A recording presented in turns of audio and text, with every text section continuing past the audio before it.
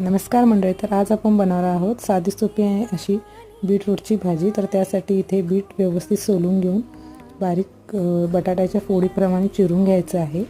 आता फोडणीसाठी एक पळी तेल घेतलेलं आहे, त्यामध्ये कढीपत्ता, जिरे, मोहरी आणि कांदा छान लालसर होईपर्यंत परतवून घ्यायचा आहे। त्यानंतर चवीनुसार तिखट, मीठ, हळद आणि एक चमचा आपल्याला आलं लसूण पेस्ट टाकून घ्यायची आहे। आता हे सर्व मसाले परतून घेतल्यानंतर यामध्ये एक टोमॅटो बारीक चिरलेला टाकून परत एकदा फोडणी छान परतवून घेऊन मग आपण बारीक करून ठेवलेले बीटचे तुकडे यामध्ये टाकून परत एकदा छान फोडणी परतवून घ्यायची आहे। आता यामध्ये एक अर्धा कप पाणी टाकून ही बीटची भाजी आपल्याला फक्त 7 ते 8 मिनिटं मंद गॅसवर वाफवून घ्यायची आहे। तर अशा प्रकारे आपली छान आणि हेल्दी अशी बीटची भाजी तयार आहे। लहान मुलंसुद्धा आवडीने खातात बीटची भाजी। तर नक्की ट्राय करा आणि चॅनलला सबस्क्राईब करा। थँक्यू।